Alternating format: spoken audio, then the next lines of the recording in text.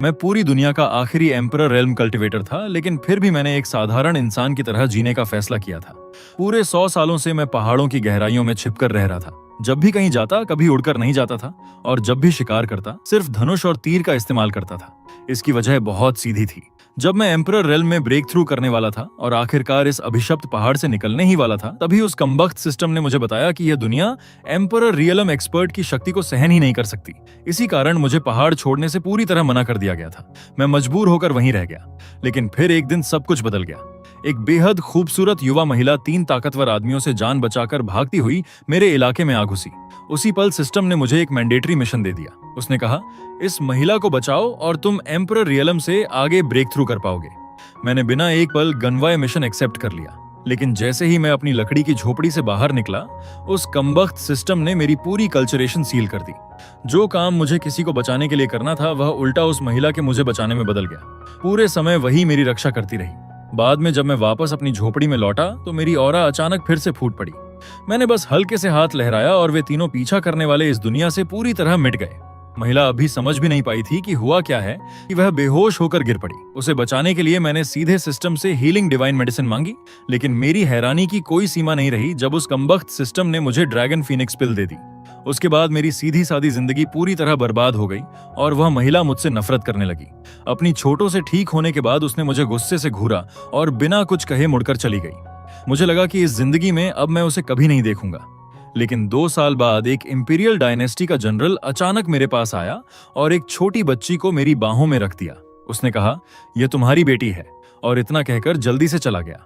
उसी समय हजारों मील दूर एक भव्य महल के भीतर एक अतुलनीय सुंदर महिला इंपीरियल थ्रोन पर बैठी हुई थी। वह और कोई नहीं बल्कि चिंग्यू डायनेस्टी की वर्तमान एम्प्रेस शेनची की थी।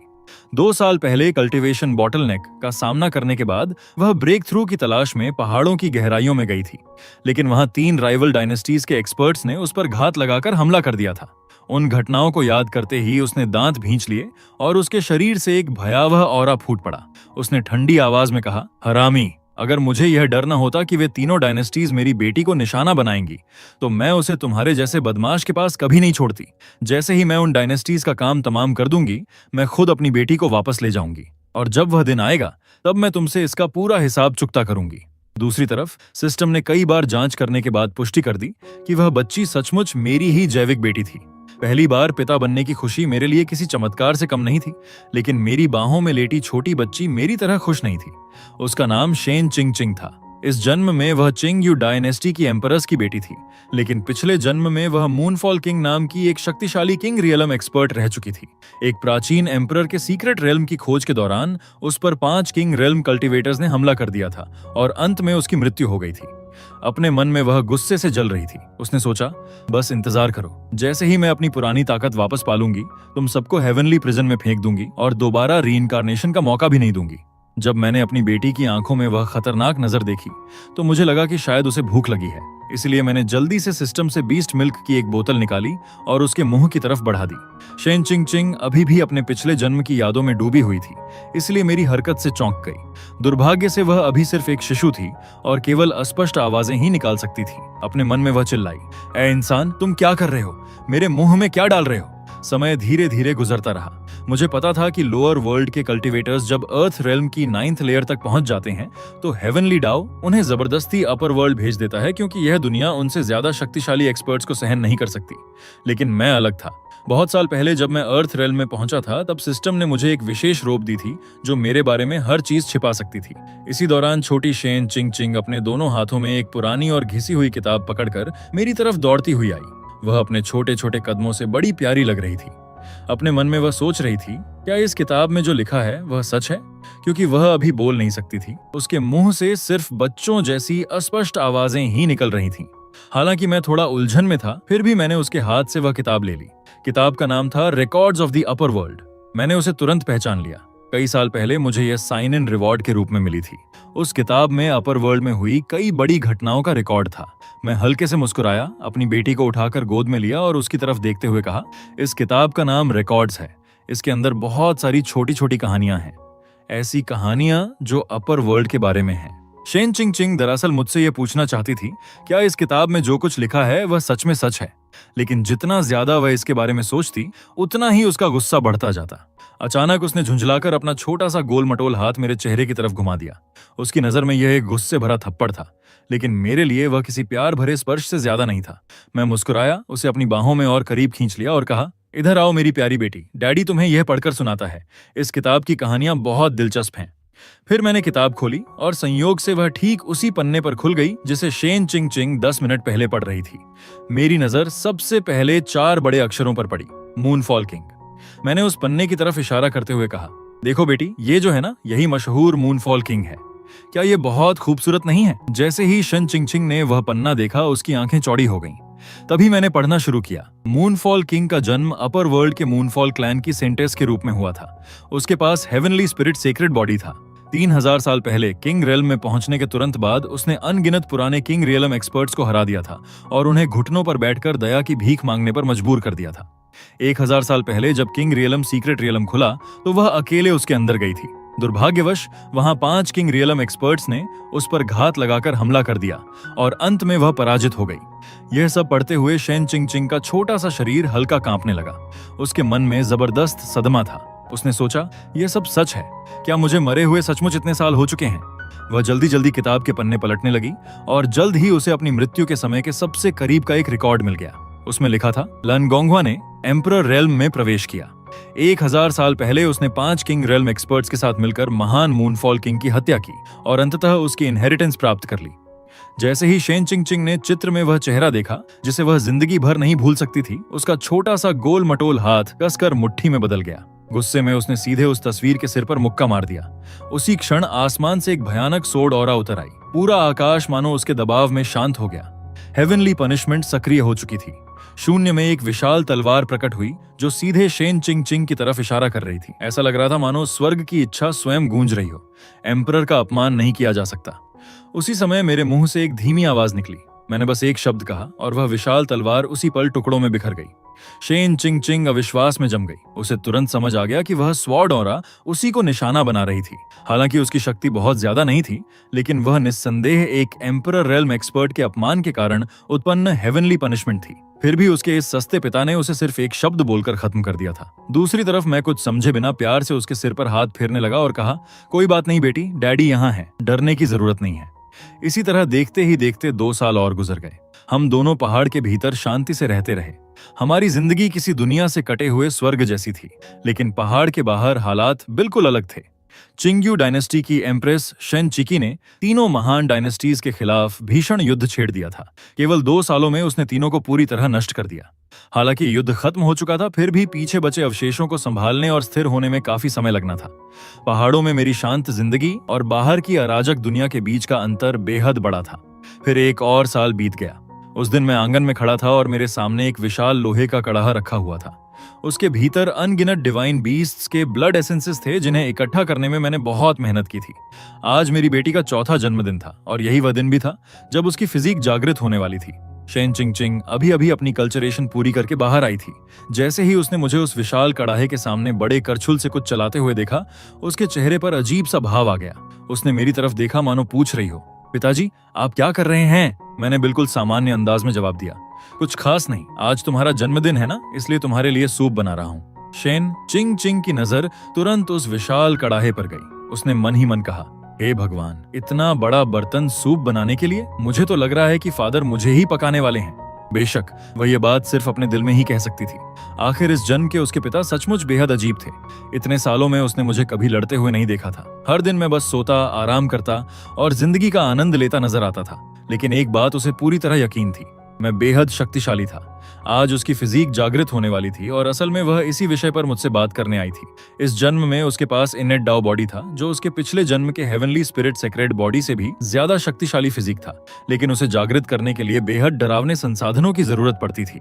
अगर उसे अपर वर्ल्ड लौटकर बदला लेना था तो इस फिजिक को जागृत करना उसके लिए अनिवार्य था। तभी अचानक मेरे तैयार किए हुए कड़ाहे से एक भयानक ऑरा फूट पड़ी। जैसे ही शन चिंग चिंग ने उसे महसूस किया, वह सहज रूप से कई कदम पीछे हट गई। उसके मन में तुरंत आवाज गूंजी, ये तो हेवनली डीमन फीनिक्स की ऑरा है।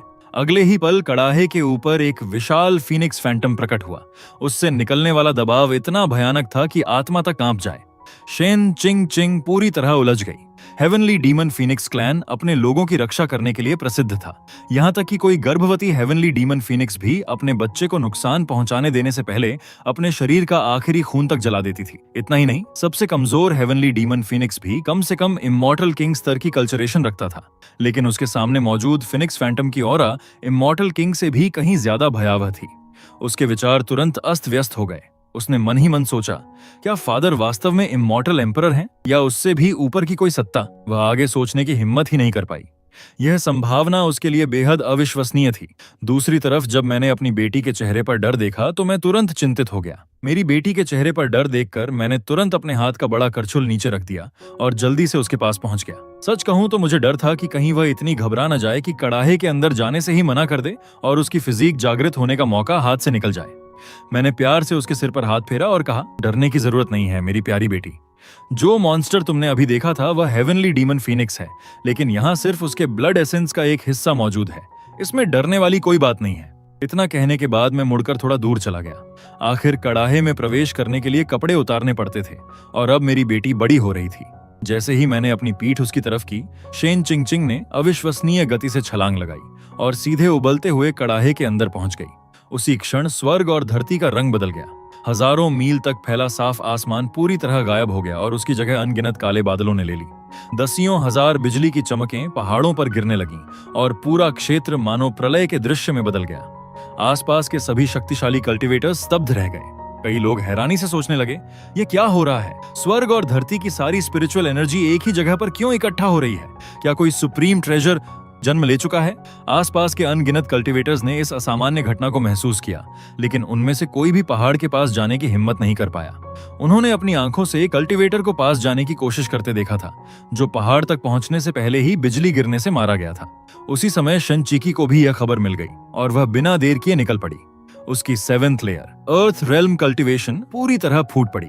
उसे किसी हेवनली ट्रेजर में जरा भी दिलचस्पी नहीं थी।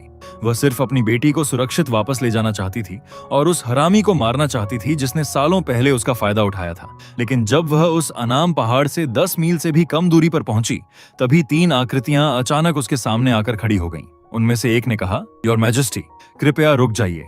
वे तीनों नॉर्दर्न रीजन की कंघाई स्पिरिट एकेडमी के एल्डर्स थे और प्रत्येक की कल्टीवेशन लगभग 3rd लेयर अर्थ रेल्म पर थी। शेन चीकी ने आंखें सिकोड़ते हुए ठंडी आवाज में पूछा, कब से सदर्न रीजन के मामलों में नॉर्दर्न रीजन दखल देने लगा? 3 महान डायनेस्टीज को नष्ट करने के बाद चिंग्यू डायनेस्टी पूरे सदर्न रीजन की सतह पर सबसे शक्तिशाली शक्ति बन चुकी थी। हालांकि उसे केवल सतह पर सबसे मजबूत कहा जाता था, क्योंकि कल्टीवेटर्स अपनी ताकत छिपाने में माहिर होते हैं। कोई नहीं जानता था कि कितने पुराने मॉन्स्टर्स अंधेरे में छिपे बैठे हैं। तभी एक एल्डर मुस्कुराया और बोला, योर मैजेस्टी मजाक कर रही हैं। स्वर्ग के नीचे मौजूद ट्रेजर्स उसी के होते हैं जिसके भाग्य में उन्हें पाना लिखा हो। मालिकाना हक पहले से कैसे तय किया जा सकता है? यह सुनकर शेन किकी का चेहरा और ठंडा हो गया। उसने कहा, मेरे रास्ते से हट जाओ। अंदर जो भी अपॉर्चुनिटी है उसमें मेरी कोई रुचि नहीं है। मैं सिर्फ अपनी बेटी को बाहर निकालना चाहती हूँ। उसके ये शब्द केवल सामने खड़े 3 एल्डर्स के लिए नहीं थे। वह छिपकर देख रहे उन एम्परर एक्सपर्ट्स को भी चेतावनी दे रही थी जो परछाइयों में मौजूद थे। लेकिन दुर्भाग्य से किसी ने उसकी बात पर विश्वास नहीं किया। पहाड़ से निकलने वाली ऑरा इतनी भयावह थी कि उसकी मात्र उपस्थिति ही लोगों को सांस लेने में मुश्किल दे रही थी।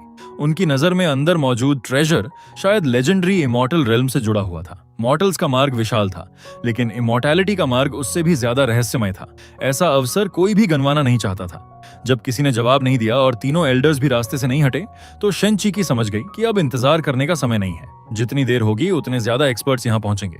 उसकी ऑरा विस्फोट की तरह बाहर निकली और उसने ठंडी आवाज में कहा, अपना एक एक हाथ काटो और यहाँ से चले जाओ। मैं वूजी जी का सम्मान करते हुए तुम्हारी जान बख्श रही हूँ। अब मेरी नजरों से दूर हो जाओ। वह दोबारा पहाड़ में घुसने के लिए आगे बढ़ने ही वाली थी कि अचानक आकाश से एक आवाज गूंज उठी, एम्प्रेस सचमुच अपनी प्रतिष्ठा के योग्य हैं, लेकिन स्वर्ग के नीचे मौजूद ट्रेजर्स उसी के होते हैं जिसके भाग्य में वे लिखे हों।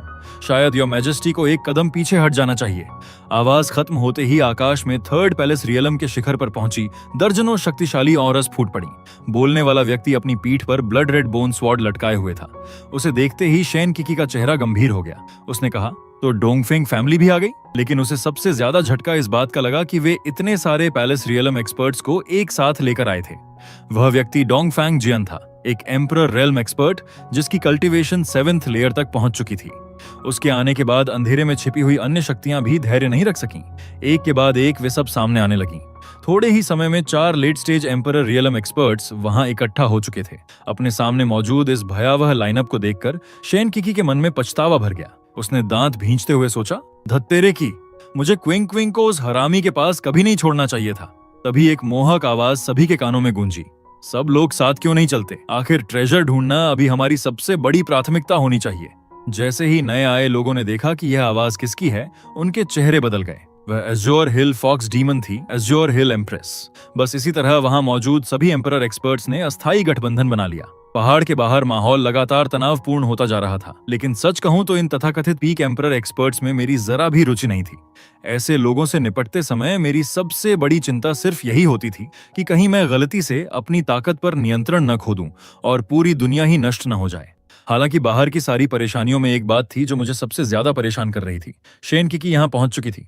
सालों पहले मैंने उसके साथ जो किया था उसे याद करके मुझे खुद मानना पड़ा कि मेरे काम सचमुच काफी बेशर्म थे। और ठीक उसी समय स्वर्ग और धरती एक बार फिर बदलने लगे। ऊपर छाए हुए काले बादल धीरे धीरे छंटने शुरू हो गए। जैसे जैसे आसमान में छाए काले बादल धीरे धीरे छंटने लगे, अचानक शेन चिंग चिंग के शरीर से प्रकाश का एक विशाल स्तंभ निकला और सीधे स्वर्ग को चीरता हुआ ऊपर जा पहुंचा। अगले ही पल आसमान के ऊपर 8 डिवाइन बीस्ट्स के विशाल फैंटम्स प्रकट हो गए। वह दृश्य इतना भयानक और दिव्य था कि बची हुई सारी स्टॉर्म क्लाउड्स भी तुरंत बिखर गईं। यह देखकर आखिरकार मैं होश में आया और कड़ाहे के भीतर बैठी अपनी बेटी की तरफ देखने लगा। मेरे चेहरे पर गर्व और स्नेह साफ दिखाई दे रहा था। मन ही मन मैं सोचने से खुद को रोक नहीं पाया, मेरी बेटी शेन चिंग चिंग में सचमुच एक ग्रेट एम्परर जैसी शान और क्षमता है।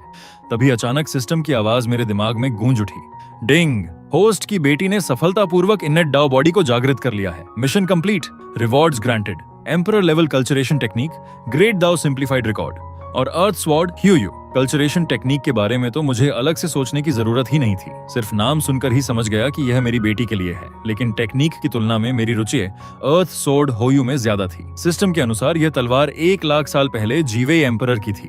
उस समय एम्परर रियलम में प्रवेश करने के तुरंत बाद जीवे एम्परर को 3 अनुभवी एम्परर रियलम एक्सपर्ट्स ने घेर लिया था। लेकिन उसने सिर्फ एक तलवार के सहारे अकेले ही तीनों से युद्ध किया था। मैंने अपने हाथ में रखी तलवार को ध्यान से देखा। वह पंख की तरह हल्की थी और उसकी धार पर चांदी जैसी जेड रंग की चमक बह रही थी। मेरी नजर में उसका मूल्यांकन बहुत सीधा था। यह बेहद सुंदर और शानदार थी। तभी एक नरम और प्यारी सी आवाज ने मेरा ध्यान वापस खींच लिया। शेन चिंग चिंग ने पूछा, डैडी ये क्या है? मैंने नीचे उसकी तरफ देखा और मुस्कुराते हुए कहा, यह डैडी की तरफ से तुम्हारे लिए तैयार किया गया बर्थडे गिफ्ट है, लेकिन अभी तुम्हें यह नहीं मिल सकता। इतना कहकर मैंने अर्थ स्वॉर्ड को वापस सिस्टम स्पेस में रख दिया और ग्रेट डाओ सिंप्लीफाइड रिकॉर्ड निकाल लिया। उसे शेन चिंग चिंग की तरफ बढ़ाते हुए मैंने कहा, मेरी प्यारी बेटी, ये emperor level cultivation technique daddy की तरफ से तुम्हारे जन्मदिन का उपहार है। ये तुम्हारी फिजिक के लिए बिल्कुल परफेक्ट है। शेन चिंग चिंग ने हैरानी भरे चेहरे के साथ टेक्निक को स्वीकार किया। फिर उसने मेरी तरफ देखते हुए पूछा, डैडी क्या मेरा इनेट दाओ बॉडी सचमुच इतना शक्तिशाली है? क्या ये वास्तव में एक legendary emperor level cultivation technique के योग्य है? मैंने सिर हिलाते हुए कहा, बहुत शक्तिशाली। इनेट दाओ बॉडी स्वाभाविक रूप से ग्रेट दाओ के बेहद करीब होता है। जिसके पास यह फिजिक हो उसे डॉटर ऑफ हेवन कहा जा सकता है, यानी स्वर्ग की प्रिय पुत्री।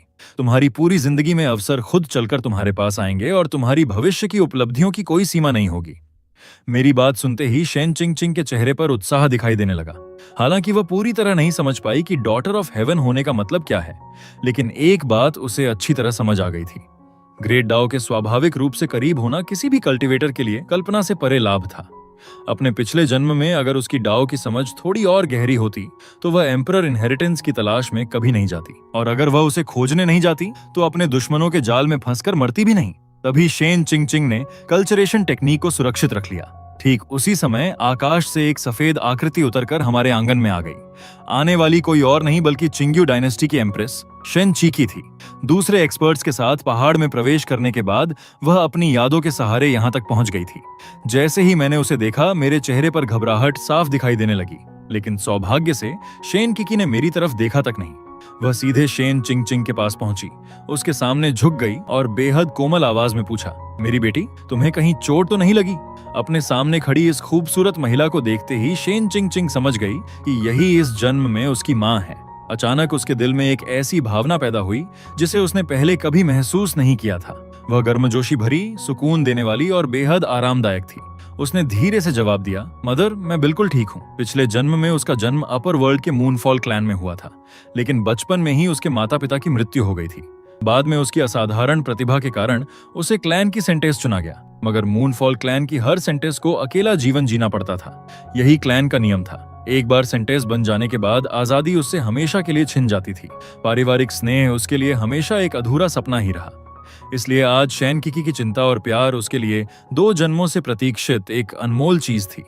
अपनी बेटी को सुरक्षित देखकर शेन किकी ने आखिर राहत की सांस ली, लेकिन अगले ही पल उसकी नजर मेरी तरफ घूमी। मैं थोड़ी दूरी पर खड़ा था और हिलने की हिम्मत भी नहीं कर रहा था। उसका चेहरा तुरंत ठंडा पड़ गया। उसने कहा, अगर मेरी बेटी को कुछ भी हो जाता तो मैं तुम्हें मार डालती। यह सुनते ही मैंने जल्दी जल्दी हाथ हिलाए और घबराकर कहा, ऐसा कभी नहीं होने देता मैं। अपने माता पिता को इस तरह बातचीत करते देखकर शेन चिंग चिंग को अचानक यह सब काफी मजेदार लगने लगा। उसे नहीं पता था कि अतीत में हमारे बीच क्या हुआ था, लेकिन यह दृश्य किसी तरह बहुत गर्मजोशी और अपनापन महसूस करा रहा था। तभी शेन किकी को अपनी बेटी में कुछ असामान्य महसूस हुआ। उसकी नीली आंखों में रहस्यमयी प्रकाश चमका। उसके पास आई ऑफ पियर्सिंग ट्रुथ नाम की शक्ति थी, जो हर प्रकार के भ्रम को भेद सकती थी। किंवदंतियों के अनुसार यदि इसे पूर्णता तक साध लिया जाए तो यह अतीत और भविष्य तक देख सकती थी। 4 साल पहले जब शेन चिंग चिंग का जन्म हुआ था, तभी एक अद्भुत हेवनली फेनोमेनन प्रकट हुआ था। उस समय आए ऑन ऑफ पियर्सिंग ट्रुथ का उपयोग करके शेन चीची केवल इतना ही जान पाई थी कि उसकी बेटी के पास एक रहस्यमयी फिजी है, जो उसने अपने पूरे जीवन में देखे गए सभी स्पेशल फिजीज से अधिक शक्तिशाली था। अब ऐसा लग रहा था कि वह फिजीक आखिरकार पूरी तरह जागृत हो चुका है। यह सोचकर शेन चिकी ने मेरी तरफ देखा और पूछा, क्या अभी जो फिनोमेनन हुआ था वह चिंग चिंग की वजह से था? मैंने सिर हिलाकर कहा, हाँ। उसने तुरंत अगला सवाल किया, उसकी फिजिक क्या है? मैंने बिना झिझक जवाब दिया, इननेट डाउ बॉडी। शेन किकी की आंखें हल्की सी फैल गईं। उसने पूछा, क्या यह बहुत शक्तिशाली है? मैंने फिर सिर हिलाया और कहा, बहुत शक्तिशाली। इसके बाद शेन किकी लगातार सवाल पूछती रही और मैं एक एक करके उसके हर सवाल का जवाब देता गया। शेन किकी जो भी सवाल पूछती, मैं पूरी ईमानदारी से उसका जवाब देता जाता। लेकिन जैसे ही सवाल खत्म हुए, हमारे बीच फिर से अजीब सी खामोशी छा गई। मैं पूरी तरह असहाय महसूस कर रहा था। आखिरकार मैंने अपनी प्यारी बेटी शेन चिंग चिंग की तरफ देखा और आंखों ही आंखों में उससे मदद की गुहार लगाने लगा। मुझे उम्मीद थी कि वह इस अजीब स्थिति से निकलने का कोई तरीका जरूर सोच लेगी, लेकिन मेरी सारी उम्मीदें उसी पल टूट गईं जब उसने मेरा संकेत समझने के बाद मुझे ऐसा भाव दिया जैसे कह रही हो, मैं इसमें आपकी कोई मदद नहीं कर सकती। फिर उसने बिल्कुल आराम से कहा, मदर आप और फादर बात कीजिए, मैं थोड़ी देर खेलने जा रही हूँ। इतना कहकर वह बिना एक पल रुके वहां से भाग गई। अपनी छोटी सी पैडेड जैकेट को सबसे महत्वपूर्ण समय पर मुझे छोड़कर भागते हुए देखकर मेरा दिल बैठ गया। मैंने गहरी सांस ली और सालों पहले हुई उस घटना के लिए माफी मांगने का फैसला किया। मैंने कहा, उस समय जो हुआ था वह दरअसल एक एक्सीडेंट, लेकिन एक्सीडेंट शब्द पूरा होने से पहले ही शेन किकी के शरीर से भयानक किलिंग इंटेंट फूट पड़ा। उसकी आंखें तुरंत बर्फ जैसी ठंडी हो गईं। उसने कहा, तुम्हारी हिम्मत कैसे हुई उसका जिक्र करने की? उस समय उसे मुझ पर तरस आ गया था, क्योंकि वह मुझे एक साधारण इंसान समझती थी। वह नहीं चाहती थी कि कोई निर्दोष व्यक्ति उसकी मुसीबतों में फंस जाए, इसलिए अपनी छोटों की परवाह किए बिना उसने मेरी रक्षा की थी। वह लगभग मर ही गई थी, लेकिन जब वह मौत के किनारे पहुंच चुकी थी, तब अचानक उस हरामी ने यानी मैंने अपनी असली ताकत दिखा दी और बड़ी आसानी से उसके दुश्मनों का सफाया कर दिया। केवल इतना होता तो भी ठीक था, लेकिन उसके बाद मैंने जो किया था उसे याद करके आज भी वह गुस्से से भर जाती थी। हालांकि अब वह मुझे मार भी नहीं सकती थी। आखिर चिंग चिंग को अपने पिता की जरूरत थी। शायद यही सोचकर उसके शरीर से निकल रही किलिंग इंटेंट धीरे धीरे शांत हो गई। फिर उसने ध्यान से मेरे चेहरे को देखा, अपना नाजुक हाथ उठाया और मेरी ठुड्डी को हल्के से ऊपर कर दिया। उसकी आवाज में किसी भी तरह के इनकार की कोई गुंजाइश नहीं थी। उसने कहा, मेरे साथ वापस चलो और मेरे पति बनो। मैं वहीं जड़ हो गया। तुम्हारा पति? इंपीरियल कंसोर्ट बनूं? मेरी आंखें फैल गईं। मैं दुनिया का सबसे शक्तिशाली व्यक्ति था। मैं किसी और के परिवार में शादी करके कैसे जा सकता था? मैं जोर से मना करने ही वाला था कि तभी मेरे दिमाग में वह आवाज गूंजी जिसे मैं सबसे कम सुनना चाहता था। चॉइस 1, अपनी पत्नी के साथ घर वापस जाओ, रिवॉर्ड फ्रीडम। चॉइस 2, अपनी पत्नी के साथ घर वापस जाने से इनकार करो, पनिशमेंट 100,000 ईयर्स इम्प्रिजनमेंट। मैं कुछ सेकंड तक खाली नजरों से देखता रह गया, फिर और देखता रहा। आखिरकार मैंने मन ही मन चिल्लाकर कहा, सिस्टम, क्या तुम सच में गंभीर हो? अंत में मैंने वही विकल्प चुना जिससे मेरी बची खुची इज्जत कम से कम थोड़ी सुरक्षित रह सके। 100 साल तक पहाड़ों में कैद रहने के बाद आखिरकार मुझे आजादी मिल गई थी। अब मैं बाहरी दुनिया देख सकता था। ज्यादा समय नहीं बीता और हमारा 3 लोगों का परिवार चिंग्यू डायनेस्टी पहुंच गया। जैसे ही हम इंपीरियल कोर्ट में दाखिल हुए, शेन किकी ने सभी सिविल और मिलिट्री ऑफिशियल्स के सामने सीधे घोषणा कर दी, आज से ये इंपीरियल लॉर्ड होंगे और शेन चिंग चिंग हमारी प्रिंसेस होगी। सभी मंत्री एक दूसरे का चेहरा देखने लगे। किसी ने नहीं सोचा था कि डायनेस्टी को अचानक एक इंपीरियल लॉर्ड और 4 साल की प्रिंसेस दोनों मिल जाएंगे, लेकिन अपनी दबंग एम्प्रेस के सामने विरोध करने की हिम्मत किसी में नहीं थी। आखिरकार वे सब झुक गए और बोले, greetings imperial lord, greetings your highness. उसके बाद मैं जनरल निंगवू के साथ महल में घूमने लगा ताकि आसपास के माहौल से परिचित हो सकूं, जबकि शेन की 3 नष्ट हो चुकी डायनेसीज के बचे हुए अवशेषों को खत्म करने की योजना पर चर्चा करने लगी। केवल कुछ घंटों के भीतर ही कोर्ट की खबर पूरे साउथर्न रीजन में आग की तरह फैल गई। किसी को विश्वास नहीं हो रहा था कि चिंग्यू डायनेस्टी को अचानक एक इंपीरियल लॉर्ड और एक छोटी प्रिंसेस मिल गई है। जहां तक मेरी बात थी, आम लोग मुझे उस आदमी के रूप में देखने लगे थे जिसने एम्प्रेस का दिल चुरा लिया था।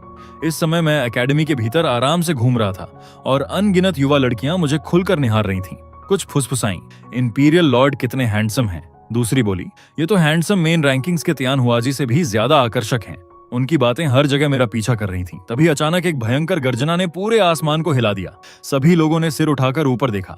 एक विशाल तलवार आकाश में प्रकट हुई थी। वह इतनी बड़ी थी कि उसके सामने स्वर्ग और धरती तक कांपते हुए लग रहे थे। उसकी नोक सीधे इंपीरियल पैलेस की तरफ इशारा कर रही थी। अगले ही पल दर्जनों काले वस्त्र पहने लोग महल के ऊपर दिखाई दिए।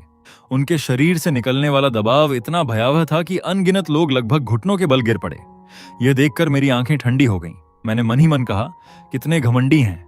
आज मेरा आधिकारिक नियुक्ति दिवस था और फिर भी कोई यहां आकर परेशानी खड़ी करने की हिम्मत कर रहा था। मैंने बस अपनी आस्तीन हल्के से झटक दी और वह दम घोंटने वाला दबाव बिना कोई निशान छोड़े गायब हो गया।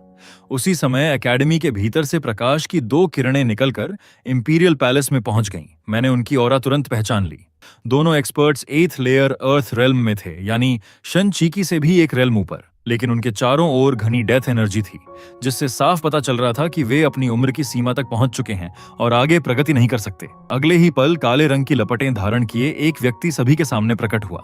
उसने उन दोनों एल्डर्स को देखकर उपहास से कहा, तुम दोनों बूढ़े जीवाश्म भी इतनी बड़ी बड़ी बातें करने की हिम्मत रखते हो? वह और कोई नहीं बल्कि हेडी था, 3 नष्ट हो चुकी डायनेस्टीज का आखिरी जीवित राजकुमार। उसका असली नाम जू जियांगचेन था और उसकी कल्चरेशन 5th लेयर एम्परर रीलम तक पहुंच चुकी थी। पहले चिंग्यू डायनेस्टी के पास 8 लेट स्टेज एम्परर रीलम एक्सपर्ट्स थे, लेकिन 3 डायनेस्टीज के खिलाफ हुए युद्ध में उनमें से 6 मारे जा चुके थे। जुओ जांगचेंग का यहां आने का उद्देश्य बहुत सीधा था। वह चिंग्यू डायनेस्टी को भी उन्हीं 3 डायनेस्टीज की तरह पूरी तरह मिटा देना चाहता था। उसकी भयावह हंसी आसमान में गूंजते ही इंपीरियल सिटी के भीतर हजारों आकृतियां तेजी से इकट्ठा होने लगीं। ये सभी वे जासूस थे जिन्हें उसने वर्षों पहले चिंग्यू डायनेस्टी में छिपा कर रखा था। यहाँ तक कि जब 3 डायनेस्टीज नष्ट हो रही थीं, तब भी उसने उन्हें वापस नहीं बुलाया था। वह इसी दिन का इंतजार कर रहा था। 3000 से ज्यादा कल्टीवेटर्स अचानक प्रकट हो गए। उनमें सबसे कमजोर व्यक्ति भी किंग रियलम में था। यह वही अंतिम ट्रम्प कार्ड था जिसे उसने चिंग्यू डायनेस्टी को नष्ट करने के लिए तैयार किया था। अगर शेन किकी ने वर्षों पहले अचानक इंपीरियल वॉर शुरू करके उसकी योजनाओं को नष्ट न किया होता, तो केवल 10 साल के भीतर वह पूरी डायनेस्टी को आसानी से पलट देता। तभी इंपीरियल पैलेस के भीतर से शनचीकी बाहर निकली। उसने शानदार क्रिम्सन रोब पहन रखा था और उसकी एम्प्रेस ऑरा ने आते ही पूरे बैटलफील्ड को दबा दिया। उसने जुओ जंगचेंग को देखते हुए ठंडी आवाज में कहा, तुम 3 डायनेस्टीज की बची हुई गंदगी के अलावा कुछ नहीं हो। चूंकि आज तुम यहाँ आए हो तो अपनी जान यहीं छोड़कर जाओ। उसके बोलते ही उसके पीछे एक विशाल केओस फायर लोटस प्रकट हो गया। उसकी ऑरा ऐसी थी मानो स्वर्ग और धरती को भी जला सकती हो। जू जियांगचेन का चेहरा गंभीर हो गया, लेकिन फिर भी वह हंस पड़ा। उसने कहा, शेन किकी, मैं मानता हूं कि मैं तुम्हारा मुकाबला नहीं कर सकता, लेकिन क्या होगा अगर मैं अपनी पूरी लाइफ स्पैन की बलि दे दूं? यह कहते ही उसके शरीर की लाइफ फोर्स तेजी से गायब होने लगी। जैसे ही जू जियांगचेन ने अपनी बात खत्म की, उसके हाथ में जल रही काली आग भयावह गति से फैलने लगी। कुछ ही पलों में वह एक विशाल डेथ फॉर्मेशन में बदल गई, जिसने शेन किकी को पूरी तरह अपने भीतर कैद कर लिया। उसी समय चिंग्यू डायनेस्टी के सैनिक और 3 नष्ट हो चुकी डायनेस्टीज के बचे हुए योद्धा आपस में भीषण युद्ध में भिड़ गए। फॉर्मेशन के भीतर फंसी शन चीकी को देखकर जुओ जांगचेंग जोर से हंसा और बोला, शेन किकी, आज तुम्हारी मौत का दिन है। अफसोस सिर्फ इस बात का है कि मैं अपनी आंखों से चिंग्यू डायनेस्टी का विनाश नहीं देख पाऊंगा। जैसे ही उसके मुंह से ये शब्द निकले, उसके शरीर की आखिरी लाइफ फोर्स भी हवा में बिखर गई। लेकिन उसकी हंसी अब भी स्वर्ग और धरती के बीच गूंजती रही। पूरे बैटलफील्ड में लड़ रहे काले वस्त्रधारी कल्टीवेटर्स अचानक रुक गए। भले ही वे जानते थे कि आज उनकी मौत लगभग तय है, फिर भी सभी ने उस दिशा में झुककर प्रणाम किया जहां जू जियांगचेनग गायब हुआ था। उन्होंने एक साथ कहा, विदा माय लॉर्ड, हम मिशन पूरा करेंगे। यह दृश्य देखकर चिंग्यू डायनेस्टी के अनगिनत लोग भावुक हो उठे। जुओ जांगचेंग में सचमुच एक महान शासक बनने के सारे गुण मौजूद थे। अगर उसका जन्म 20 साल पहले हुआ होता, नहीं, केवल 10 साल पहले भी हुआ होता, तो शायद चिंग्यू डायनेस्टी वास्तव में उसके हाथों गिर चुकी होती। लेकिन शेन चीकी को इस पूरी स्थिति में कुछ बेहद गलत महसूस हो रहा था। उसे घेरने वाला फॉर्मेशन शक्तिशाली जरूर था, मगर इतना नहीं कि उसे मार सके। जैसे ही वह फॉर्मेशन तोड़कर बाहर निकलती, युद्ध समाप्त हो जाता। जुओ जांगचेंग जैसा व्यक्ति यह बात न समझे, ऐसा हो ही नहीं सकता था। फिर उसने अपनी सारी जिंदगी क्यों दांव पर लगा दी? यही सवाल उसके मन में उठा ही था कि अचानक आसमान फट गया। एक विशाल दरार खुली और उसमें से एक व्यक्ति बाहर निकला। वह डोंगफेंग जियान था। ऊपर से नीचे देखते हुए उसने शांत स्वर में कहा, मैंने किसी का अनुरोध स्वीकार किया है, इसलिए एक तलवार चलाने आया हूं। अगले ही क्षण उसकी सोर्ड इंटेंट ने पूरे आकाश को चीर दिया। अनंत सोर्ड लॉज किसी अथाह नदी की तरह फूट पड़े और पूरी दुनिया में फैल गए। ऐसा लग रहा था मानो उस तलवार के नीचे कोई भी जीवित नहीं बच सकता। उस समय शेन किकी पूरी तरह फॉर्मेशन तोड़ने में व्यस्त थी और पीछे से आने वाले इस हमले का सामना करने का उसके पास कोई अवसर नहीं था। चिंग्यू डायनेस्टी के 2 8th layer emperor realm elders तुरंत अपनी पूरी शक्ति के साथ फूट पड़े। वे अपनी जान देकर भी शनचीकी को बचाना चाहते थे, लेकिन उन्हें घेरने वाले काले वस्त्रधारी दुश्मन ये अच्छी तरह जानते थे कि अगर शेन किकी मर गई तो चिंग्यू डायनेस्टी भी खत्म हो जाएगी। इसलिए वे एक एक करके सेल्फ डिस्ट्रक्ट करने लगे। वे सिर्फ कुछ पल खरीदना चाहते थे ताकि दोनों एल्डर्स समय पर न पहुंच सकें। जब सभी को यकीन हो गया कि एम्प्रेस अब बच नहीं सकती, तभी मेरी आकृति अचानक शन चीकी के पीछे प्रकट हुई। जैसे ही मैंने अर्थ स्वॉर्ड होयू को बाहर निकाला, एम्प्रर स्वॉर्ड की ऑरा फूट पड़ी। कुछ क्षण पहले तक अजेय लग रही डोंगफेंग जियान की स्वॉर्ड एनर्जी अचानक ऐसी भागने लगी जैसे किसी प्राकृतिक शिकारी का सामना कर लिया हो। मैंने डोंगफेंग जियान की तरफ देखा और शांत स्वर में कहा, तुमने किसी का अनुरोध स्वीकार किया और एक तलवार चलाई, तो संयोग से मैंने भी किसी का अनुरोध स्वीकार किया है और अब मैं भी एक तलवार चलाने जा रहा हूं। ध्यान रखना, इसे रोक लेना। इतना कहकर मैंने अपनी तलवार घुमा दी। देखने में वह हमला बिल्कुल साधारण था। न कोई चमकदार रोशनी थी, न कोई दुनिया हिला देने वाला दृश्य। लेकिन जैसे ही सोर्ड एनर्जी प्रकट हुई, पूरे अंतरिक्ष में अनगिनत दरारें फैल गईं। यहां तक कि शून्य भी उस शक्ति को सहन नहीं कर पा रहा था जो उस एक वार में छिपी हुई थी। अगले ही पल आसमान से रक्त बरसने लगा। स्वर्ग और धरती ने शोकपूर्ण चीखें निकालनी शुरू कर दी। यह वही हेवनली फिनोमिनॉन था जो केवल तब प्रकट होता था जब कोई late stage emperor realm expert मरता था। चिंग्यू डायनेस्टी का हर व्यक्ति भय से कांप उठा। डोंगफेंग जियान मर चुका था। वही डोंगफेंग जियान, डोंगफेंग इंपीरियल क्लैन का सर्वोच्च प्रतिभाशाली जीनियस, जिसे पिछले 3000 वर्षों की सबसे महान प्रतिभा कहा जाता था। किंवदंतियों के अनुसार युवावस्था में उसने खुद अपनी आंखें नष्ट कर दी थीं, क्योंकि उसे लगता था कि बाहरी दृश्य उसकी सोर्ड पाथ में बाधा बनते हैं। लेकिन ऐसा भयानक व्यक्ति भी मेरी तलवार के सामने जवाबी हमला तक नहीं कर पाया। डोंगफांग जन की मृत्यु के साथ ही तीनों डायनेस्टीज के बचे हुए लोगों की आखिरी उम्मीद भी टूट गई। युद्ध अंततः समाप्त हो गया। इस लड़ाई के बाद मेरी प्रतिष्ठा पूरे सदर्न रीजन में विस्फोट की तरह फैल गई। एक ही रात में मैं उस व्यक्ति से, जिसे लोग चुपके चुपके एम्प्रेस का दिल चुराने वाला चोर कहते थे, एक ऐसे पियरलेस एक्सपर्ट में बदल गया जो एक ही वार में late stage emperor realm expert को मार सकता था। दूसरी तरफ डोंगफांग इंपीरियल क्लैन के भीतर डोंगफांग जियन की सोल लैंप अचानक बुझ गई। यह देखते ही क्लैन लीडर डोंगफेंग मिंग के शरीर से 9 लेयर एम्परर रियलम की भयावह ऑरा फूट पड़ी। उसका चेहरा क्रोध से विकृत हो गया। उसने दहाड़ते हुए कहा, कौन था? मेरे बेटे को किसने मारा? तुरंत जांच करो, मैं उसे अनंत काल तक पीड़ा दूंगा। ज्यादा समय नहीं लगा और डोंगफांग जियन की मृत्यु की पूरी जानकारी क्लैन तक पहुंच गई। सच्चाई जानने के बाद डोंगफांग क्लैन के तीनों 9th layer emperor realm ancestors असामान्य रूप से शांत हो गए। डोंगफांग जियन वर्तमान क्लैन लीडर का पुत्र था। केवल 3000 वर्ष की आयु में वह एम्परर रियल्म तक पहुंच चुका था और उसे वह व्यक्ति माना जाता था जिसके इमॉर्टल रियल्म में प्रवेश करने की संभावना सबसे अधिक थी। आखिर इस दुनिया में अनगिनत वर्षों से कोई इमॉर्टल नहीं बना था, लेकिन 1000 साल पहले प्रॉफिट यांजी जी ने एक चौंकाने वाली भविष्यवाणी की थी। उसने कहा था कि इस दुनिया का हेवनली दाओ अधूरा है। इमॉर्टल पाथ टूट चुकी है, लेकिन एम्परर रेल्म एक्सपर्ट्स अब भी पैदा हो सकते हैं। जब दुनिया में एम्परर रेल्म एक्सपर्ट्स की संख्या एक निश्चित सीमा तक पहुंच जाएगी, तब इमॉर्टल पाथ दोबारा खुल जाएगी। इसी भविष्यवाणी के कारण डोंगफंग क्लैन ने अपनी पूरी शक्ति डोंगफंग जियन को तैयार करने में लगा दी थी।